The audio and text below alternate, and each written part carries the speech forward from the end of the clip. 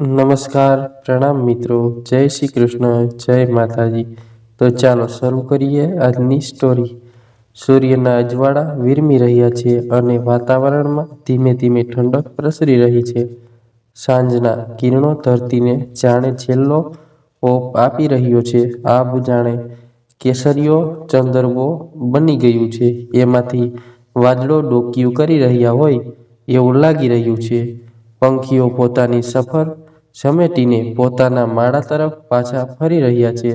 સંકલ્પ કવિતાની છેલ્લી પંક્તિ લખી અને નોટબુક બંધ કરીને બારીમાંથી આથમતી સુંદર સાંજ જોઈ રહ્યો. એના મનમાં આભમાં જોતા જોતા વિચારોના વાદળ એક સાથે ઘેરાઈ વળ્યા. કવિતાના વિષય અને વિચારો એને જીવનના વીતી ગયેલા પ્રકરણો યાદ આવી ગયા.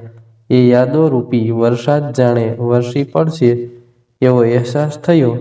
વીતી ગયેલી જિંદગીની એક એક પળ, બાળપણથી આજ સુધીની યાદો વરસતા વરસાદની બૂંદની જેમ ધીરે ધીરે એના મનને ભીંજવી રહી. યાદોની એ વર્ષોથી એની આંખોમાં ભીનાશ ફરી વળી. આંખમાં આંસુ આનંદના છે કે પીડાના એ સમજાઈ નથી રહ્યું, પરંતુ એ જીવન સફરની ખાટી મીઠી યાદોના સંસ્મરણ સરકી ગયો. એને પોતાના જીવનની એક એક ક્ષણ જાણે માનસપટ પર એક ચિત્રપટની જેમ જોઈ રહ્યો. પોતાનું જીવન જ એક અંધારી પથરાળી પથ પર જ્ઞાન અને પ્રેરણાનો પથ બની રહ્યો હતો. મા મને બાલમંદિરમાં મૂકવા આવી છે. એ બાલકુંજ જે મારા શિક્ષણ જીવનની શરૂઆત. હું રડમસ ચહેરે એના પાલવનો છેડો છોડી જ નથી રહ્યો. બીજા ઘણા મારી ઉંમરના બાળકો રમી રહ્યા હતા. બાલકુંજના આચાર્ય રેણુકાબેનના ખોળામાં એક બાળક રમી રહ્યું હતું. માએ રેણુકાબેન પાસે જઈને મને સોંપ્યો. બહેને પેલું બાળક બાઈને સોંપી મને લીધો. મા જેવા જ વાત્સલ્ય મૂર્તિના ખોળામાં જઈને હું શાંત થઈ ગયો. એ મા જેવું જ વહાલ કરતા મા મને મૂકીને ઘરે ગયા. આજે પણ યાદ છે એ બાલકુંજ, જેમાં બાળ વાર્તાઓ, કવિતા, પ્રાર્થના, બાળગીતો વગડાવતા. એક બાળગીત અને પ્રાર્થના આજેય કંઠસ્થ છે. રોજ પ્રાર્થના કરાવતા, હે ભગવાન, તમે સાંભળજો કાલા ઘેલા મારા બોલ. અને બાળગીત, મારા પ્રભુ તો નાના છે, દુનિયાભરના રાજા છે. આ બાળગીત હું નૃત્ય સાથે કરતો. મારો જન્મ પણ મણિનગરમાં એલજી હોસ્પિટલમાં થયેલો.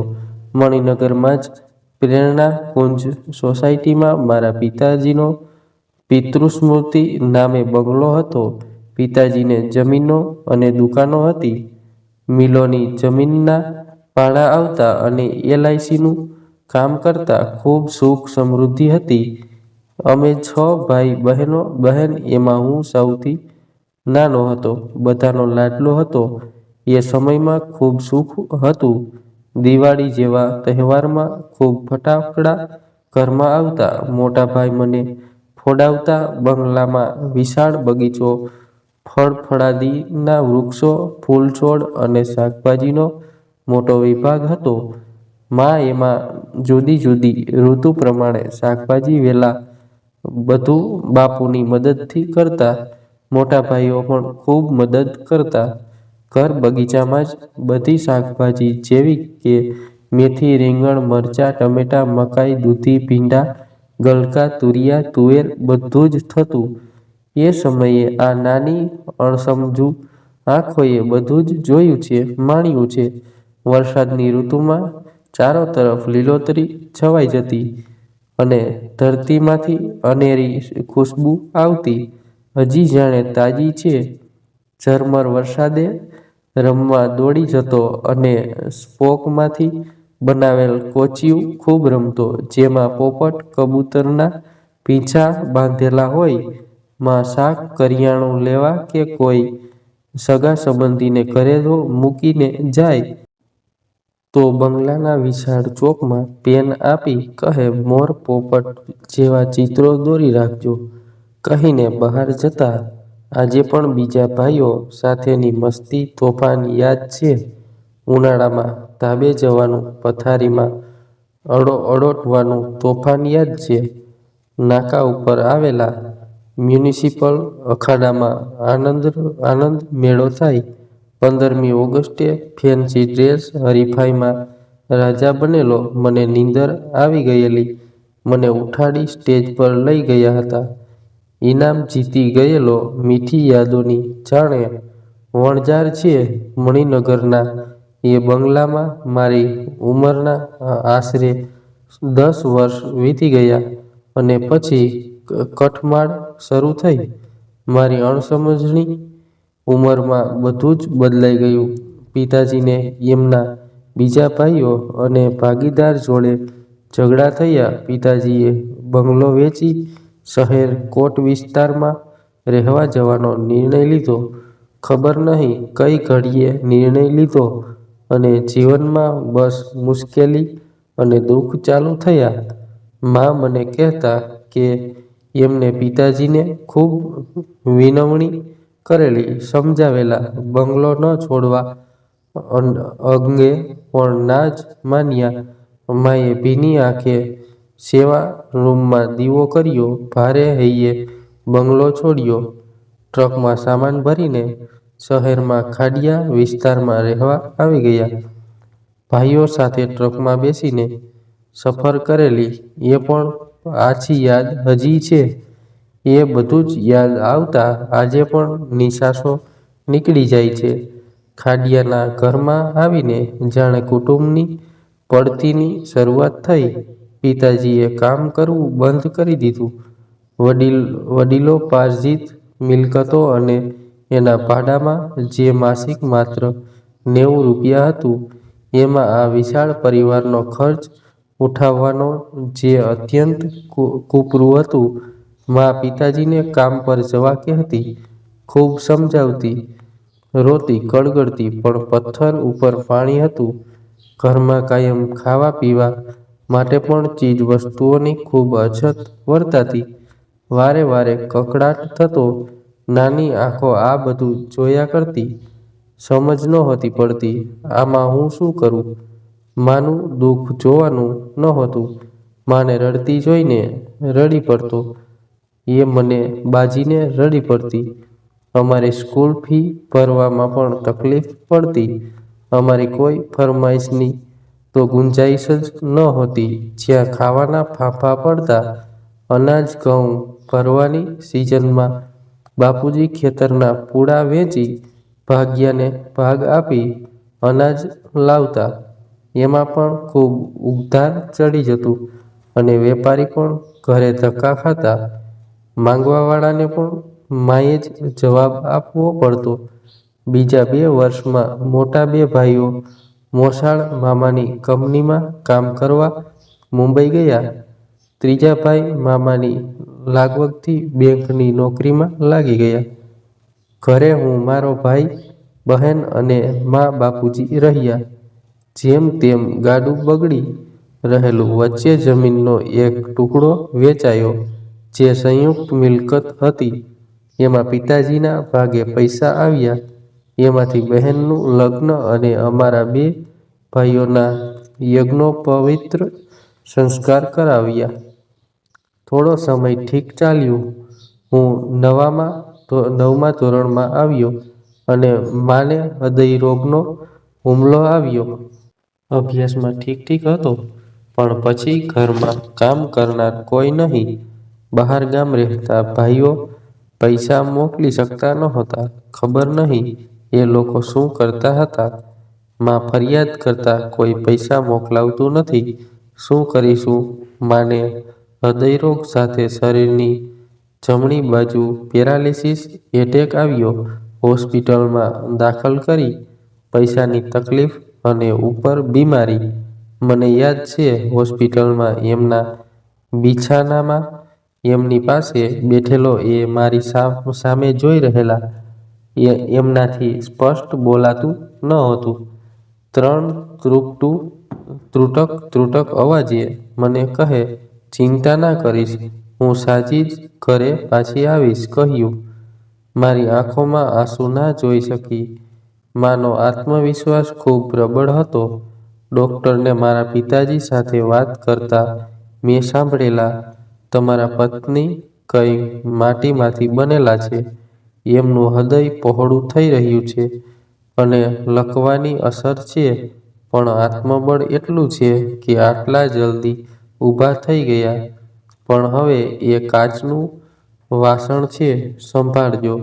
માને ઘરે લાવ્યા. એમને આરામ કરવાનો હતો.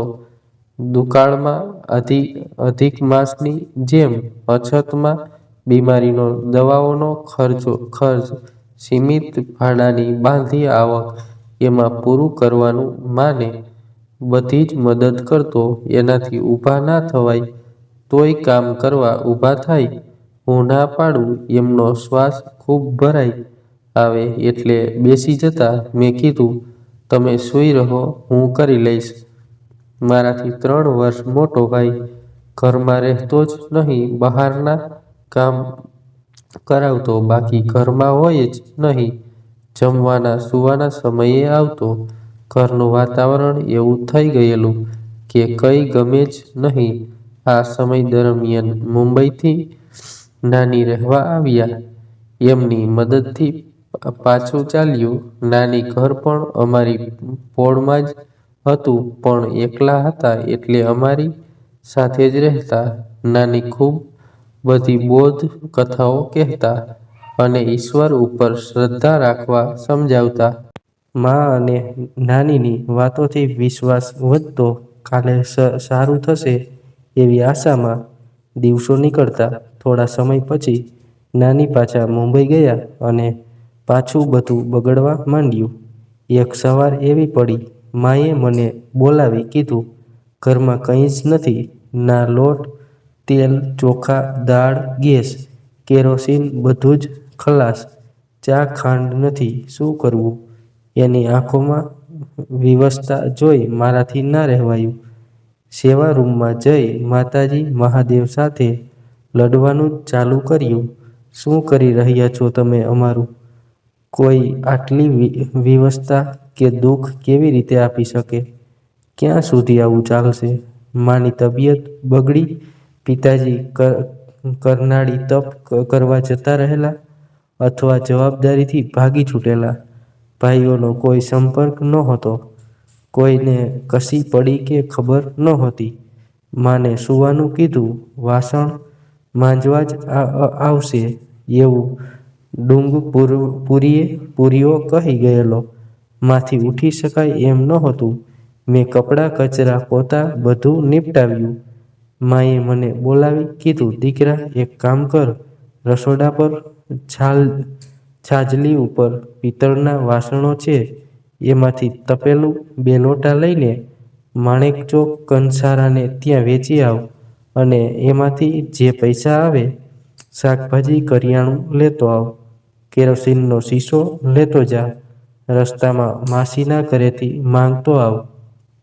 કહેજે મેં કીધું છે. હમણાં એમની પાસેથી કેરોસીન આપે પછી પાછું આપી જઈશ. આટલું કહેતા એમની આંખો ચોધાર આંસુએ રડી રહી હતી. એને જોઈ હું રડતો જાઉં અને હા પાડતો જાઉં. મેં કીધું, માં તું ચિંતા ન કર, વધુ પૈસા મળે એવી જગ્યાએ વાસણ આપીશ અને ભાવ કરાવીને બધી વસ્તુઓ લાવીશ. તું નિશ્ચિત થઈ આરામ કર. ભાઈ આવે તો કહેજે કપડાં ઉપરથી લાવી રાખે, હું આવીને વાળીને મૂકી દઈશ. ખૂબ અગવડમાં પણ મા એવું રાખતા કે પડોશીને પણ તકલીફની ખબર ના પડે, ઘરનું ક્યાંય ખરાબ ના દેખાય, એ કાયમ ધ્યાન રાખતા. અમારે 2 ભાઈઓને મોટા ભાઈઓના જ કપડાં નાના કરાવીને પહેરવાના હોય. ફક્ત દિવાળીમાં જ એક જોડ નવા મળતા. ચડ્ડીઓમાં થીગડા પણ ફેશનની જેમ લગાડ્યા છે. માં કહેતા, સાંધેલું પહેરવામાં શરમ નહીં રાખવાની, મેલું ગંદુ નહીં જ પહેરવાનું, ના ખોટું બોલવાનું, ના ચોરી, બાકી બધું ઈશ્વર જોશે જ. એક દિવસ માના સંસ્કાર, વિચાર, શિખામણ અને આત્મબળ, આત્મસન્માનને કાયમ જોતો જ રહેતો, મન જીવનમાં ઉતારતો રહેતો. મા અને નાનીએ કીધેલી બોધકથાઓ યાદ આવતી, અનેક દુઃખ અને અગવડ વચ્ચે પણ એ બધું યાદ કરી નિરાશા અને હતાશા ખંખેરી નવા જોમથી કામ કરવા અને ભણવા મન બનાવી લેતો.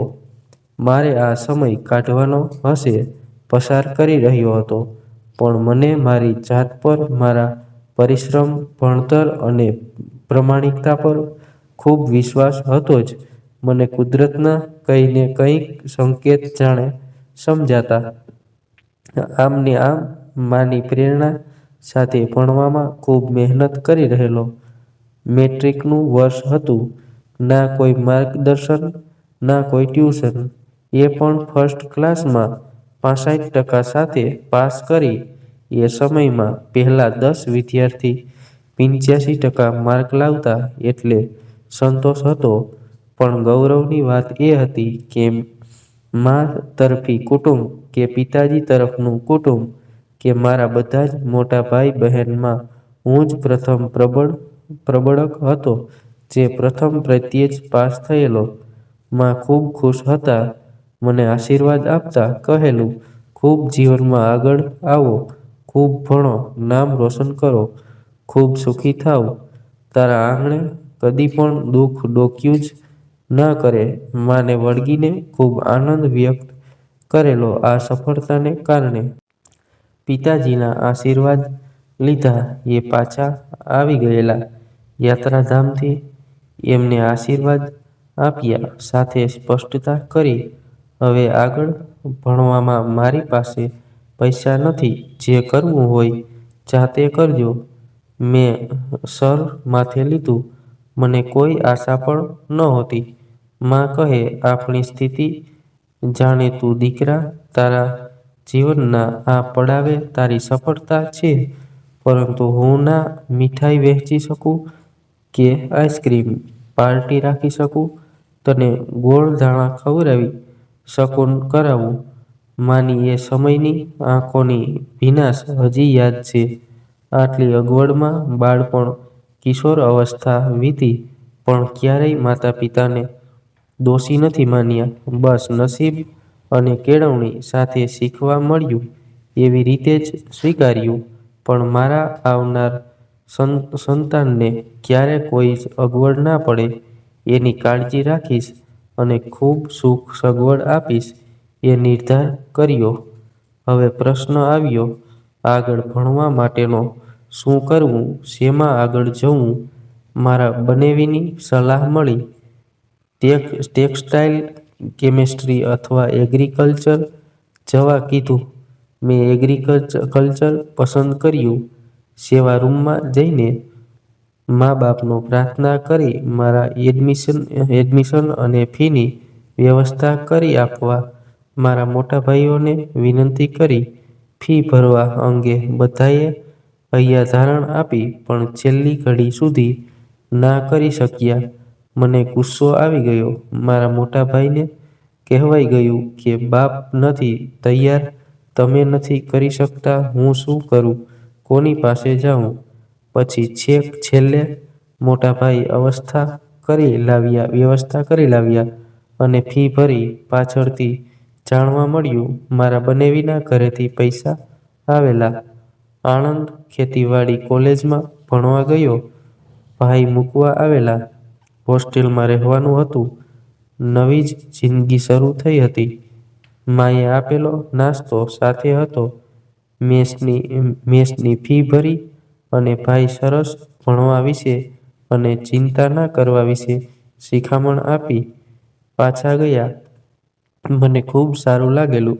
મારી પાસે 2 પેન્ટ, 2 શર્ટ અને 2 હાફ પેન્ટ, 2 ટી-શર્ટ હતા, જે બહાર જવા અને હોસ્ટેલ, કોલેજ બધા માટે કોમન. હું ખુશ હતો. ઓછામાં પણ ઘણું લાગતું. આમ જીવનના 16 વર્ષ પૂરા કરી નવો મુકામ સર કરવાનો હતો. પૈસાની અગવડને કારણે સરકારી શિષ્યવૃત્તિ લીધી. તરત મંજૂર થઈ ગઈ. અહીં આવ્યા પછી ખબર પડી ખૂબ મહેનત છે પ્રેક્ટિકલ અને થિયરીમાં. એગ્રોનોમી જેવા વિષયમાં માથા પર માટીના તગારા ઉચકવાના, નીંદણ કાઢવાનું, તમાકુના પાકમાંથી વિગેરે જે કામ કદી કર્યા નહોતા એ બધા જ કર્યા. થોડા દિવસમાં ખૂબ તકલીફ લાગી. અઘરું પડી રહેલું. ક્વિઝ ટેસ્ટ અને પ્રેક્ટિકલ થાકીને વીકેન્ડમાં ઘરે ગયો. રૂમ પાર્ટનર પાસેથી 10 રૂપિયા ઉધાર માગ્યા. યાદ છે રેલવે સ્ટેશનથી ઘર સુધી રડતો જ ગયો. મા પાસે જઈ એમના ખોળામાં માથું મૂકી રડ્યો. મને ત્યાં નથી ગમતું, મારે નથી જવું. જાણે નાનું બાળક હોઉં. મા મારા ઉપર ખીજાયા. પછી સમજાવ્યું, કેમ આમ કરે? તું ઘરની સ્થિતિ જાણે છે ને? કેવી રીતે તારા ભણવાની વ્યવસ્થા અને ખર્ચ કર્યો છે. તારા ભાઈઓને જો કોઈ સારી સ્થિતિમાં છે, તારે ખૂબ સરસ ભણવાનું છે. તારા ઉપર જ આશા છે હવે. જે સૂઈ રહે એનું સૂઈ રહે, બેઠાનું બેસી રહે. જે દોડે એનું નસીબ દોડે. તારે દોડવાનું છે. આમ હારી નથી જવાનું. ઊઠ, ઊભો થા. આમ રડે નહીં જ ચાલે. પાછો જા. તારું ભણતર અને સાચું ઘડતર જ હવે શરૂ થયું. જે સરખું ભણ્યા નહીં, કામ સરખા સારા કર્યા નહીં, એમની ભૂલો જોઈને શીખ. દાખલો લે. તારે આમાંની કોઈ ભૂલ નથી જ કરવાની. મારો વિશ્વાસ સાબિત કર. જે બેસી રહ્યા એને ભાઈબંધ દોસ્તારોમાં રખડી રહ્યા એ ધૂળ ફાફે અને દુઃખી થઈ બીજાને દુઃખી કરે. ફરી હિંમત હારીશ નહીં, નહીંતર તું મારો જણેલો દીકરો નહીં. હું મા સામે જોઈ રહ્યો, સાચી વાત સમજી રહ્યો, મન અને અંતર્મનમાં શબ્દે શબ્દ ઉતારી રહ્યો અને ફરી માને વળગી પડ્યો. કોલેજ હોસ્ટેલમાં પાછો આવીને ગંભીરતાપૂર્વક ખૂબ મહેનત કરવા માંડી. કોલેજ લાઇબ્રેરી, મિત્રો, પ્રોફેસર બધા સાથે રહી શીખ્યો, સમજ્યો અને દરેક સેમેસ્ટરમાં વધુને વધુ માર્ક્સ લાવતો રહ્યો. મને હવે ખૂબ રસ પડવા લાગ્યો. એમાંય બાગાયત અને પ્લાન્ટ ફિઝિયોલોજીમાં હંમેશા હાઈએસ્ટ માર્ક્સ લાવતો. માં ખૂબ ખુશ હતા. આ બાજુ ભાઈઓની પરિસ્થિતિ કથળતી હતી. એ લોકો ભૂલની પરંપરા કરી રહેલા. એનું કુટુંબ સહન કરી રહેલું. માની બીમારી વધતી ચાલી. ભાઈઓએ ધંધો ચાલુ કર્યો. થોડુંક સારું થવા લાગ્યું. 2 ભાઈઓ મુંબઈથી પાછા આવી ગયેલા. એમની નિષ્ફળતાએ એમને નિરાશ કર્યા. હું ઘરે પત્રો નિયમિત લખતો, સમાચાર જાણતો. ક્યારેક મા જવાબ લખતી. મની ઓર્ડરથી મારા મેસના પૈસા આવતા. ફી સ્કોલરશીપ હતી એટલે વાંધો નહોતો. એકવાર પૈસા મેસના આવ્યા જ નહીં. મેં કાગળ લખ્યો, પણ વ્યવસ્થા જ થાય એમ નહોતી. મારે 90 રૂપિયા ભરવાના હતા. મારા ભાઈ આવ્યા. પૈસા આપવા કીધું. ખર્ચ પોસાતો નથી, કંઈક કરવું પડશે. મેં કીધું, અહીં આર્થિક પછાતની પણ મેસ ચાલે છે. હું એમાં જમીશ. પૈસા ઓછા થશે, 50માં પતી જશે. મને કહે, શું કરીએ? સ્થિતિ જ એવી છે. 1 વર્ષ એમાં જ જમ્યો. કુટુંબ પર જાણે કોની નજર લાગેલી. મોટા ભાઈઓ ખૂબ તકલીફમાં હતા. સૌથી મોટા ભાઈ માનસિક ડિપ્રેશનમાં, બીજા ભાઈ ધંધામાં તકલીફમાં, કોર્ટ કેસમાં, ત્રીજા ભાઈ માંડ એમનું પૂરું કરતા, ચોથાની પણ હાલત ઠીક નહોતી. શું થઈ ગયું હતું? ઘરને કોઈ જાણે શ્રાપ લાગી ગયેલો. હું કોલેજના ખેતરમાં જઈ કુદરત સાથે વાતો કરતો, વિનવતો, બધી મુશ્કેલી અને દુઃખ દૂર કરવા કરગરતો. હજી કેટલી પરીક્ષા લઈશ તું? કહીને રડતો ઝઘડતો. મારી પાસે બીજો કોઈ ઉપાય જ નહોતો.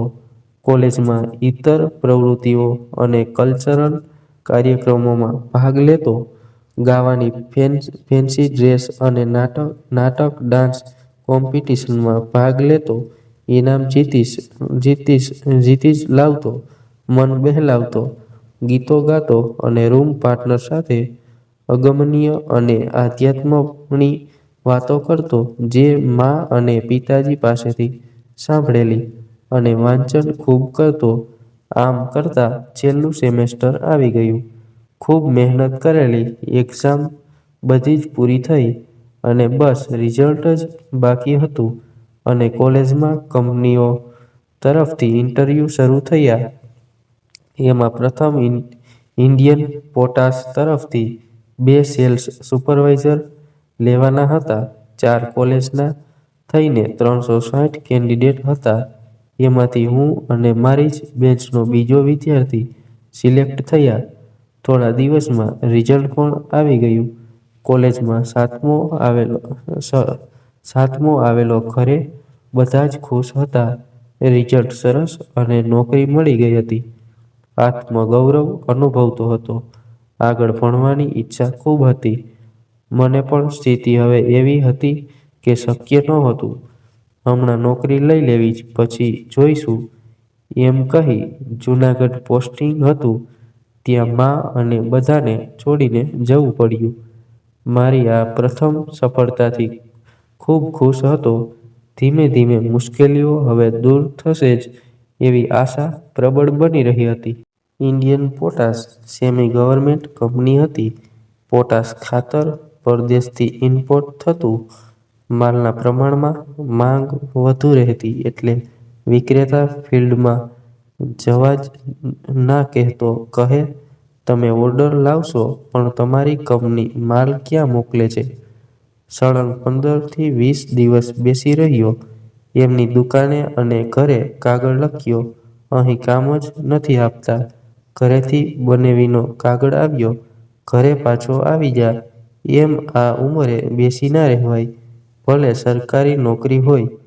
અને ત્યાંથી પાછો આવી ગયો. આવીને અમેરિકન કંપની યુનિયન કાર્બાઇડમાં ટ્રેઇની તરીકે જોડાયો. પેલી નોકરી છોડી. એ સમયે મારા સહાધ્યાયીઓ માસિક 600 થી 800 કમાતા. મારો 2500 પગાર અને કિમી દીઠ 30 પૈસા પેટ્રોલના મળતા. એમાંથી જ બધો ખર્ચ નીકળી જતો. પણ આખા ગુજરાતમાં બાઇક પર ફરવાનું કમ્પલસરી હતું. જંતુનાશક દવાઓ વેચવાની અને ખેડૂતને એના ખેતરમાં છાંટી આપવાની. આમાં પૈસા ખૂબ મળતા. પણ આ કામ ગમતું નહીં. કુદરતથી વિરુદ્ધ લાગતું. મુખ્ય વિક્રેતા અને નાના વેપારી, બધી કંપનીઓનું રાજકારણ, જૂઠ, બધા ખોટા કામ, મન વિચલિત થઈ જતું. આમ ને આમ ખૂબ પ્રવાસ ખેડ્યો આખા ગુજરાતમાં કામ અંગે.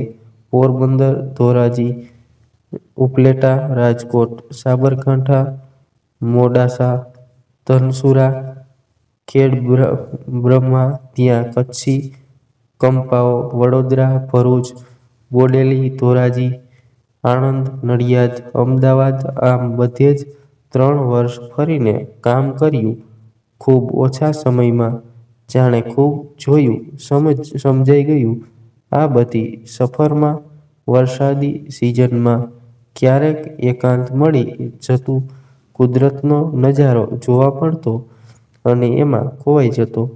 અને કલાકો જાણે આભ અંતરિક્ષ જોયા કરતો. પૂછ્યા કરતો કે રોટલો મળ્યો હવે?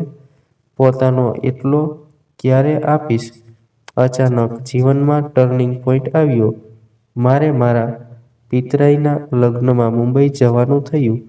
ત્યાં હોલમાં વ્યવસ્થા જોવા મોકલ્યો. મેં ત્યાં જોયું, બધું જ બરાબર હતું. પરંતુ માખી મચ્છર ખૂબ જોયા. મુંબઈના પ્રતિષ્ઠિત જુહુ વિસ્તારની હોટલનો હોલ અને આમ કેમ? મેં એમના મેનેજમેન્ટને વાત કરી.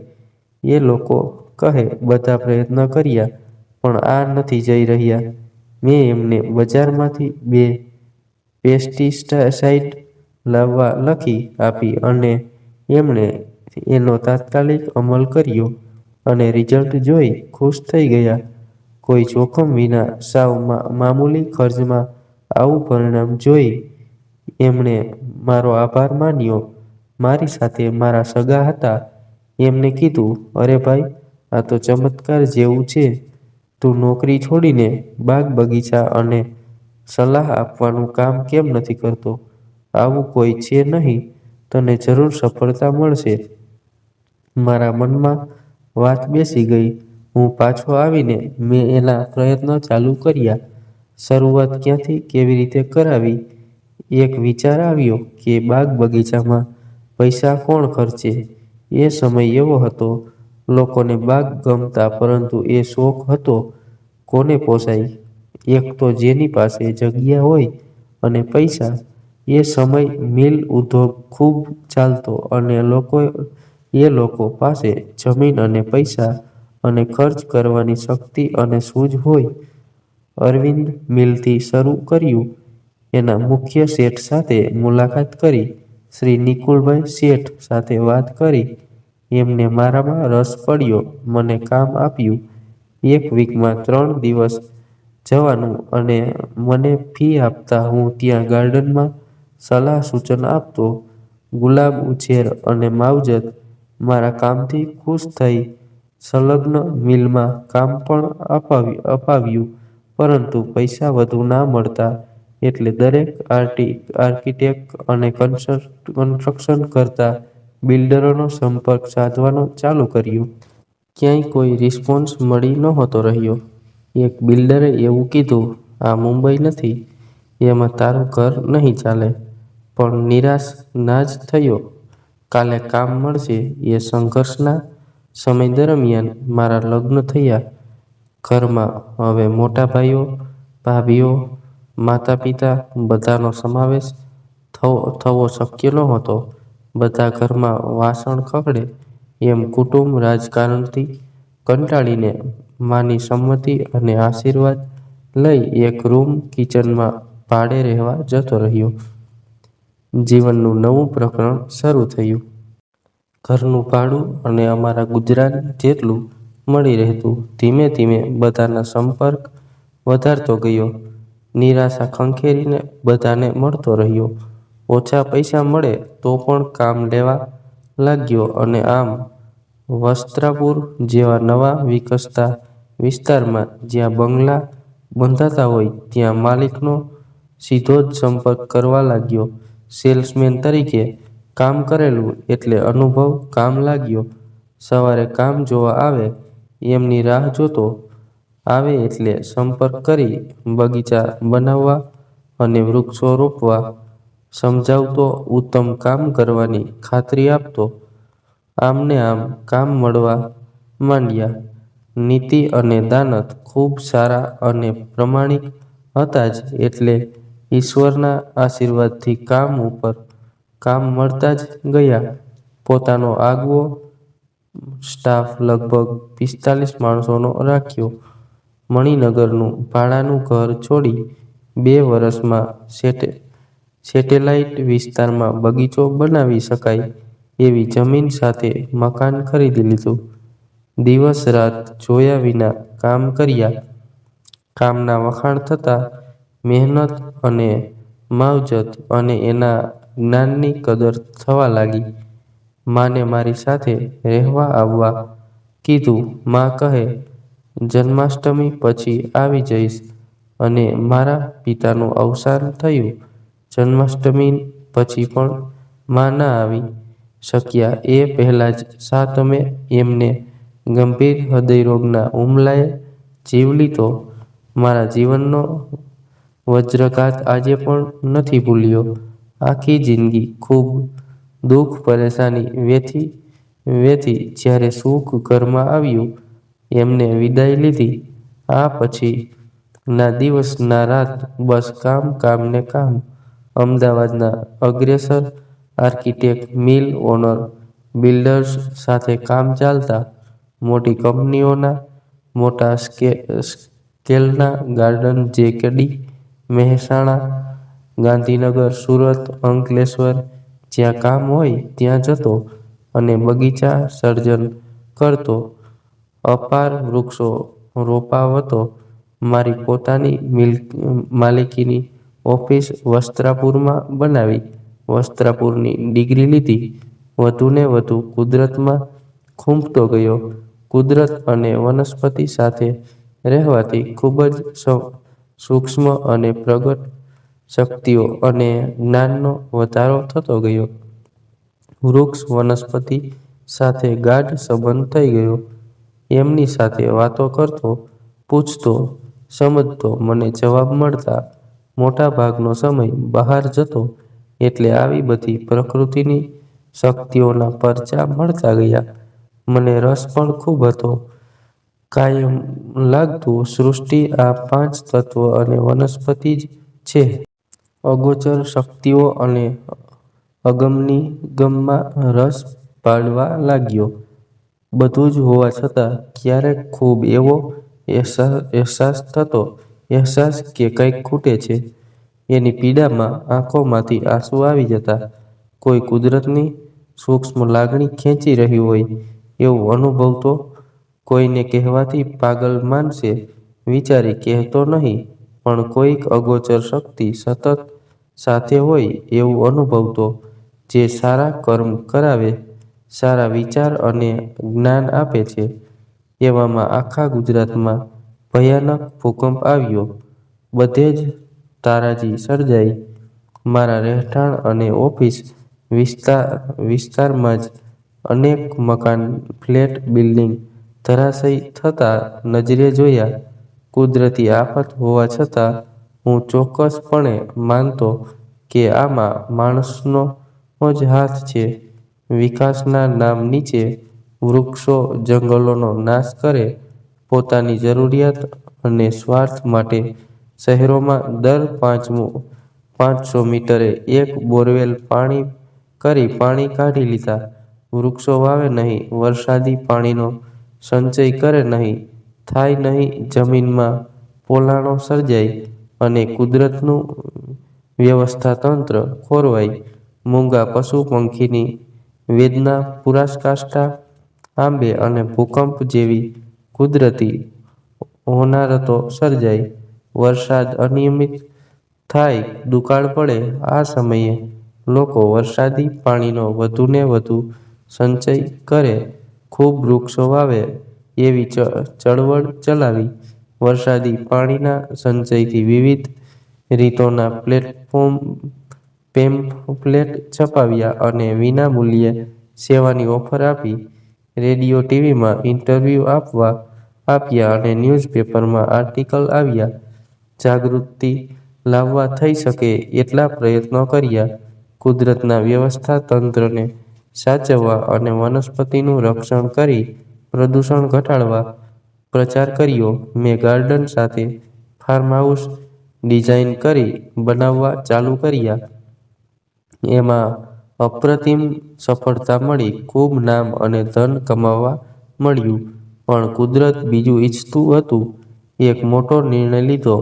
મારી બચત ઓફિસ મિલકતો વેચીને વડોદરા પાસે ખેતીની જમીન લીધી.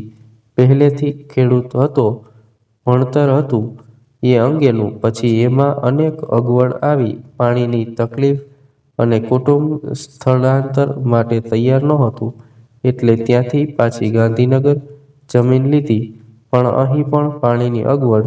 એટલે ત્યાંથી છોડીને કોઈ ભૂલ વિના મહેમદાવાદ પાસે પાણીની સગવડવાળી વિશાળ જમીન લીધી. ત્યાં ખૂબ સફળતાપૂર્વક આધ્યાત્મિક અને ઓર્ગેનિક ખેતી કરી. ખૂબ વૃક્ષો વાવ્યા. ફળફળાદી સાથે ડાંગરની ખેતી તથા નેટ હાઉસ બનાવીને કલમો કરી. ઔષધીય છોડનો ઉછેર કર્યો. નેચરોપેથની ડિગ્રી લીધી. વચગાળાના સમયમાં કુટુંબની જવાબદારીઓ નિભાવી. દીકરી પરણાવી. દીકરો પરદેશ ભણવા ગયો. પરદેશનું કુદરતી પદ્ધતિ ઉપર ચાલતું ખેતી કરતું પરમાકલ્ચર ગ્રુપમાં જોડાયો. નવું નવું શીખવા અને જાણવા મળ્યું. જીવનના આ પ્રવાસમાં અનેક તકલીફ અગવડો આવી, પણ સારા વિચાર, દ્રઢ મનોબળ અને પ્રામાણિકતાથી મહેનત કરી વિશ્વાસ રાખવાથી સફળતા અચૂક મળે છે. એ નક્કી છે. જે પોતે જીવનમાં અનુભવ્યું છે, સાક્ષાત્કાર કર્યું છે. કુદરત સાથે કામ કરતા કરતા ખૂબ જ્ઞાન મળ્યું અને સાચી વિચારધારા મળી. અત્યારે ખેડૂતો બેહાલ, નિરાશ છે. ખેતીમાં ઉપજ રહી નથી. આજે ખેડૂત ખેતી તરફથી મોં ફેરવી રહ્યો છે, જમીન વેચી રહ્યો છે, આપઘાત કરી રહ્યો છે. આ રોકવા માટે હું સેવા અભિયાનમાં જોડાવા જઈ રહ્યો છું. બીજા ઘણા લોકો સેવા આપી રહ્યા છે. સોનામાં સુગંધની જેમ ભળી સાચું માર્ગદર્શન આપી સમૃદ્ધ ખેતી તરફ વાળવા છે. એના માટે સૂક્ષ્મ અને પ્રગટ શક્તિઓ પંચતત્વનું સંરક્ષણ કરી કોઈ ખર્ચ વિના વધુ આવક કેવી રીતે મેળવી શકાય એનું સંશોધન કરી રહ્યો છું અને પરંપરાગત કુદરતના નિયમોને ધ્યાનમાં રાખી એક પદ્ધતિ વિકસાવી ને ખેડૂતો સમક્ષ રજૂ કરી એમના પ્રશ્નો ઉકેલ સમૃદ્ધ બને એ કાર્ય કરવાનો છું. જીવનપથ પર સફર કરતા ખૂબ શીખવા સમજવા મળ્યું છે. કુદરતની સેવા કરી વિશ્વાસ રાખવાથી, પ્રામાણિક મહેનત કરવાથી સફળતા અચૂક મળે છે. દુઃખ તકલીફ જેવા અંધકારમાંથી સફળતાનો ઉજાસ મેળવી શકાય છે. દરેકના જીવનમાંથી કોઈને કોઈ સંદેશ અને પ્રેરણા મળી જ રહેતી હોય છે. પછી એ અભિનેતા, નેતા, ડોક્ટર, એન્જિનિયર, શિક્ષક કે એક સામાન્ય માનવી કેમ નહીં? અંતે તો ઈશ્વરના જ સંતાન પ્રકૃતિની ગોદમાં જન્મે છે. હર એક માનવ દરેક જીવનમાં આવે છે. સંઘર્ષનો સમય મજબૂત મનોબળથી સામનો કરે છે. માનવ કોને કોઈ પ્રેરણા આપી વિરમે છે.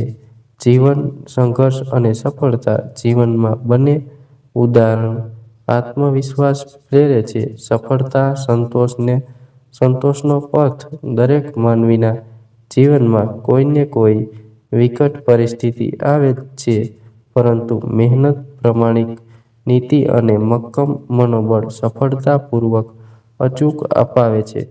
એમાં કોઈ જ શંકા નથી. કોઈ ને કોઈ પ્રેરણા મળી રહે છે અને સફળતાના સોપાન સર કરી શકાય છે.